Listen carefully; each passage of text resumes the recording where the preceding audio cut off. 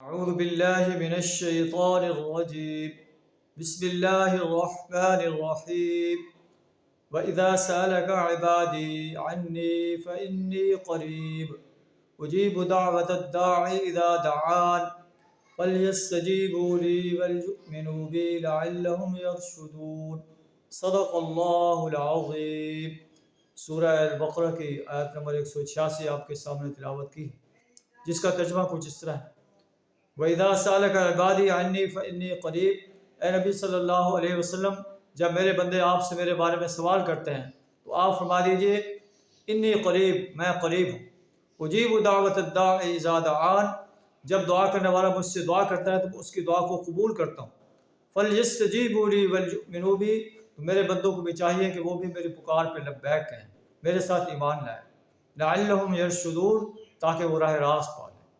تو اس آیت کے اندر اللہ فرماتا ہے کہ میرے بندے مجھ سے دعا کریں، کسی اور سے دعا کریں گے تو ان کو کوئی فائدہ نہیں ہوگا، نہ وہ ان کی دعا کو قبول کر سکتے ہیں نہ رد کر سکتے ہیں۔ اگر مجھ سے دعا کریں گے تو میں ان کی دعاؤں کو سنتا بھی ہوں، ان کو قبول بھی کرتا ہوں۔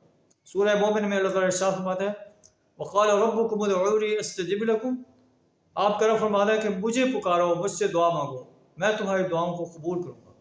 ان الذین یستکبرون عن عبادتی سیدخلون جہنم داخرین، جو لوگ میری عبادت سے، مجھ سے دعا مانگنے سے تکبر اختیار کرتے ہیں، میں انہیں ذلت کے ساتھ جہنم کی آگ میں داخل کروں۔ تو انسان کو چاہیے کہ دعا صرف اور صرف اللہ ہی سے مانگے، اللہ سے ڈائریکٹ ڈائلنگ کرے، اللہ کو کسی واسطے وسیلے کی، کسی چیز کے صدقے کی ضرورت نہیں ہے۔ جب بھی انسان اللہ سے دعا کرتا ہے، اللہ تعالیٰ اس کی دعا کو سنتا ہے، اس کو قبول کرتا ہے، بعض کا فوری اسی دعا کو قبول کر لیتا ہے، بعض کا اس کو قیامت کے لیے ذخیرہ کر لیتا ہے، بعض کا اس سے کوئی مصیبت کو دور کر دیتا ہے۔ تو آئیے ہم بھی اس ماہ مبارک کے اندر، جو نیکیوں کے بہار کا مہینہ ہے، نزول قرآن کا مہینہ ہے، اللہ سے اپنے لیے رات کی تاریکیوں میں اس کے سامنے ہاتھ پھیلا کر، اس کے سامنے سجدہ ہو کر دنیا و آخرت کی بھلائی اللہ سے طلب کریں۔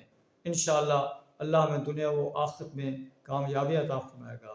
وآخر دعوانا الحمدللہ رب العالمین۔